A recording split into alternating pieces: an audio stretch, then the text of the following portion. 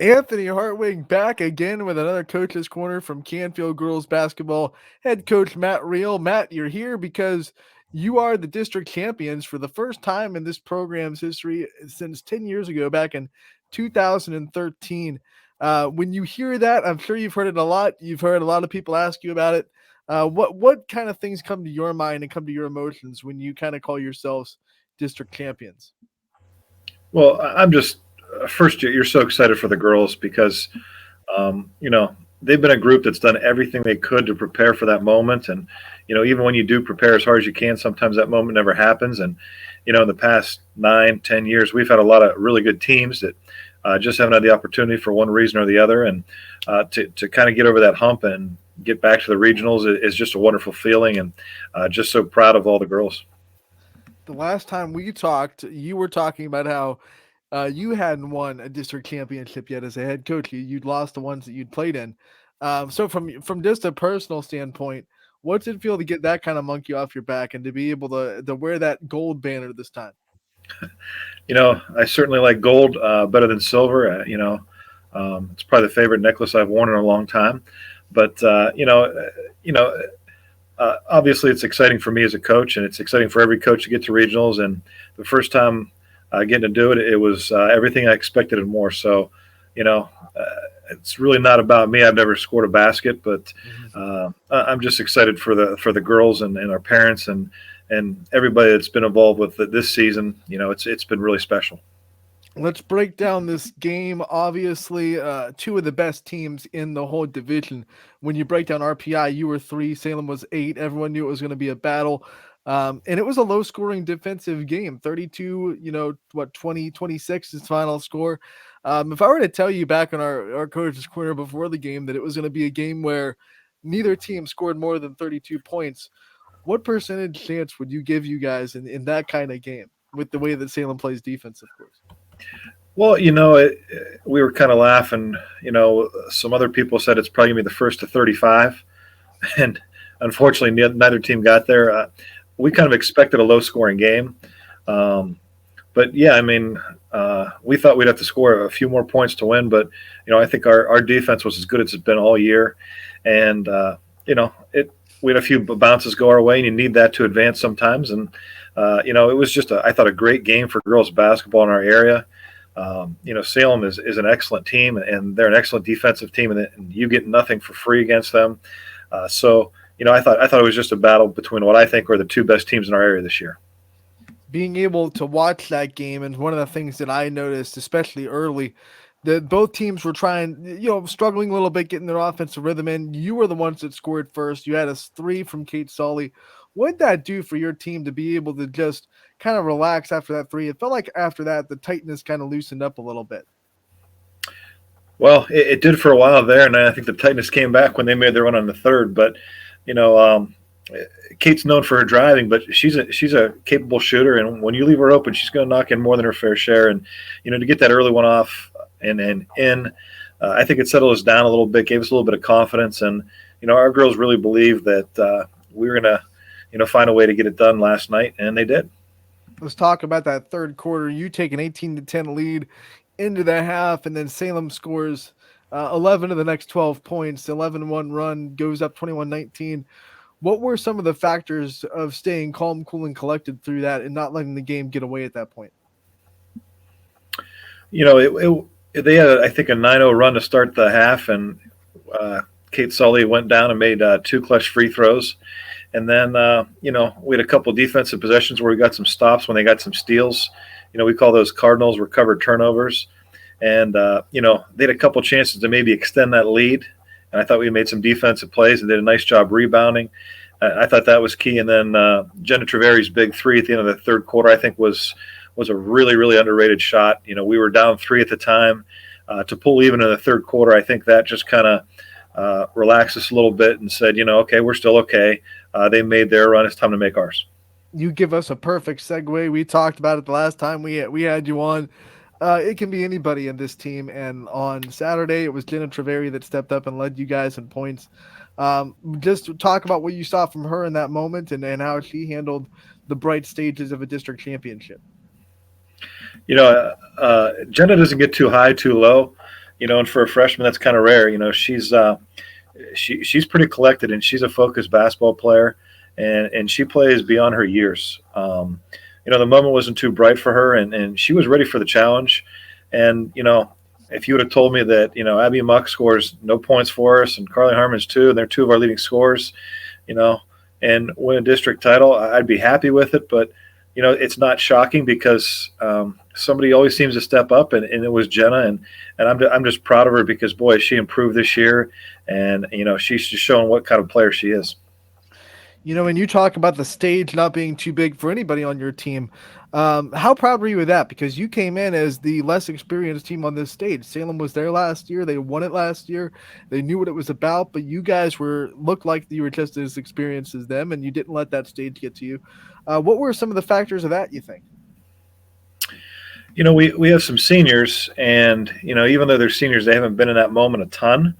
I think our really tough game against West Branch on Wednesday, I think that helped us get used to the intensity of a district game. But this whole year we've tried to challenge them in the summertime. We've tried to challenge them with scrimmages, with teams on our schedule, and really tried to make things difficult for them as much as we can so we can get used to that moment. But until you're in it, you don't know how they're going to react. And I thought they really maintained their poise. We got some great contributions from our bench. And for us, that I think that was the key. And I think this time we really had a belief different than the first time that we'd find a way. One of the things about your seniors is coming into before this year, they really weren't asked to be great leaders the years before. You had great leaders on the teams last year and the years before. They were just kind of the role players that kind of showed up and did their job. This year, a lot of these seniors were asked to step into that leadership role a little bit more, take a little bit more responsibility, and they've done that all season long. From your perspective, how proud are you that you've seen so many players just kind of step into that role and shine with it and not back down from it? Yeah, and you never know how players are going to adjust to that. For instance, we had a senior who's missed most of the year with a knee injury, and the leadership started in the summertime and in the spring and the workouts, because if she wasn't in physical therapy, she was at everything, and that's Emmy Rubin. And she was kind of an inspirational figure for early in the year, and now that she's back, she's really helped us and fulfilled a role for us. Coming off the bench. Kate, she gets intense and she gets frustrated, but she kind of leads in her own way. She's got a goofy side to her, in a good way, and she keeps things light. Abby Muck can be intense, goofy also. She leads in her own way. Carly Harmon, if you get 3 words out of her, that's a good day for her. But she kind of leads by example and how hard she plays, and I think our underclassmen really respect how hard they work and how committed they are, and that's rubbed off on a lot of them, in terms of their work ethic and how important it is to them. Before we go on and preview the next round, real quick, I want to talk about what it was like to compete against the Salem team. You've played them every year, and obviously, because they're probably the second, they're another good team on our YSN network. Want to give them some flowers as well. What was it like to play a team that probably could have gotten to a regional final if they didn't run into you guys to play them in a district championship? Was there ever a moment where you were like, after the smoke cleared, dang, this would have been a really good regional final if it worked out that way? Yeah, definitely. I thought that, we knew coming into the game how hard they play, and we knew how talented they are. We have a lot of respect for Abby Davidson. She's a very difficult cover. I thought we did a really good job on her. She had 16 points. Riley Hutton is lightning fast. We held her to 5, and Cami Rome had none.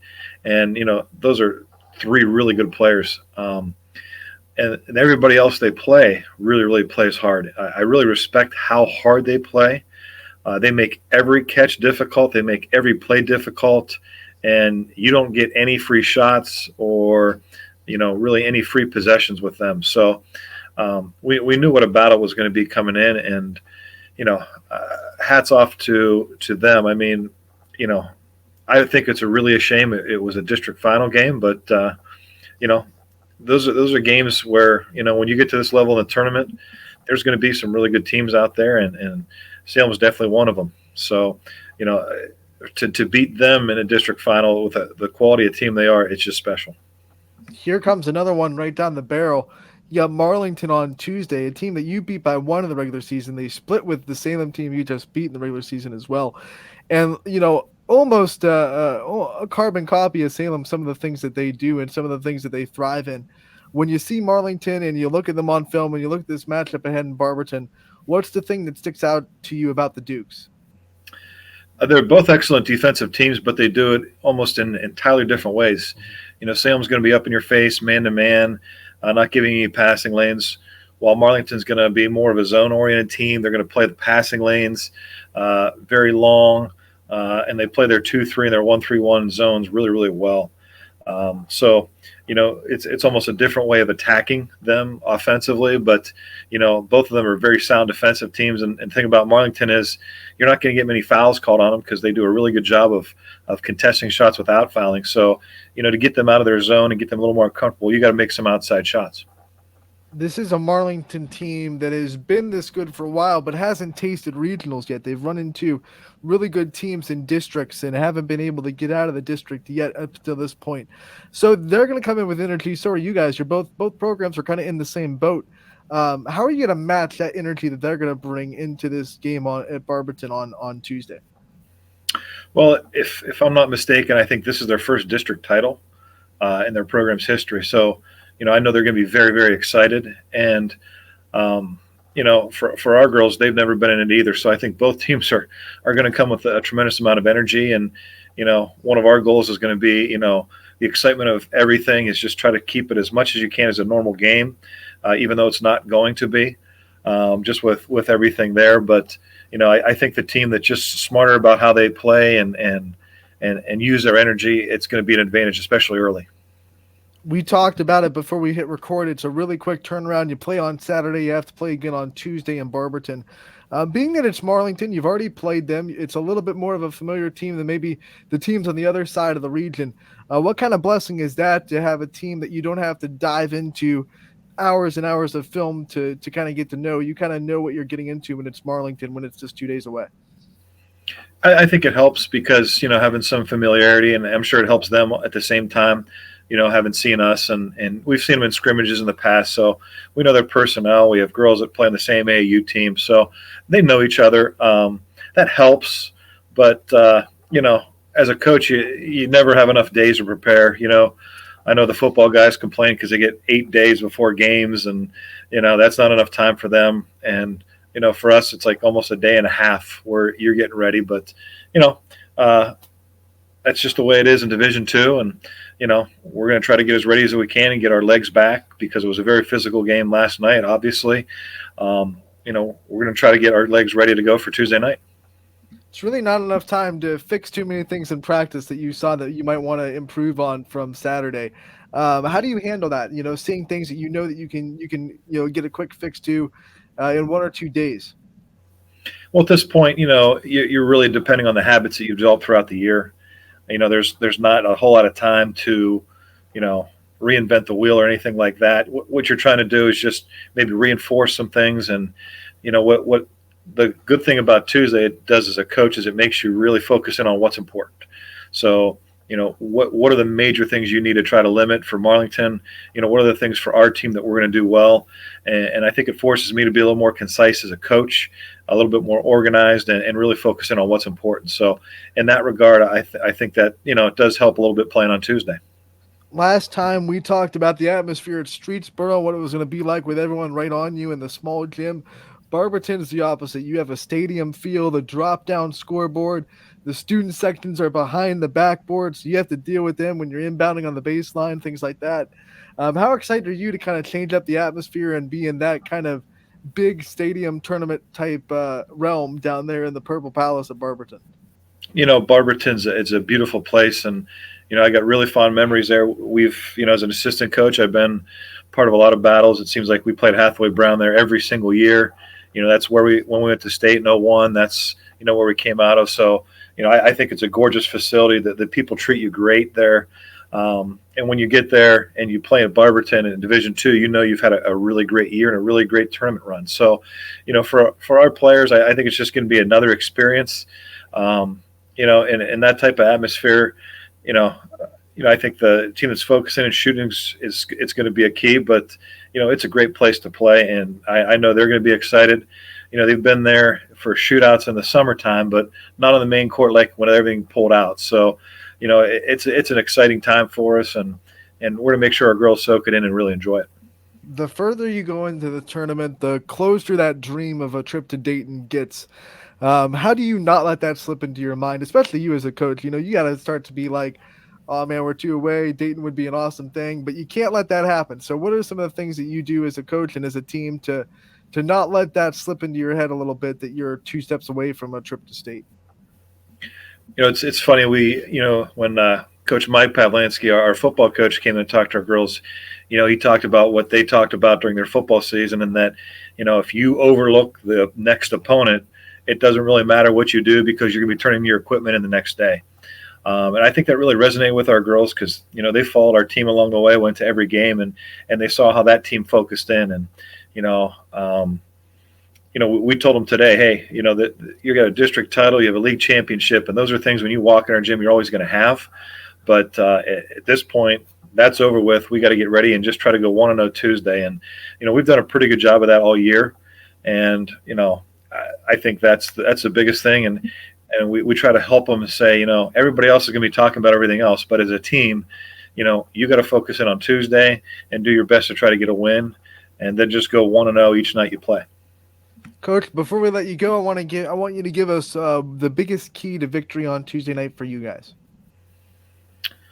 I think if we compete like we did defensively against Salem, I think we'll be right there in the game.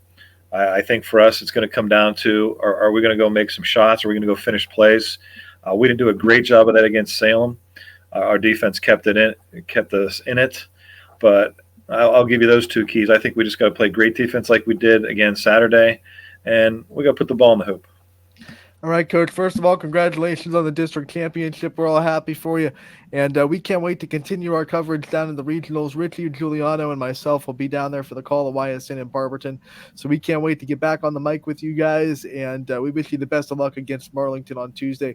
And we hope that we get to talk to you again real soon about maybe a regional final. That would be awesome. I appreciate the kind words, Anthony. Thank you.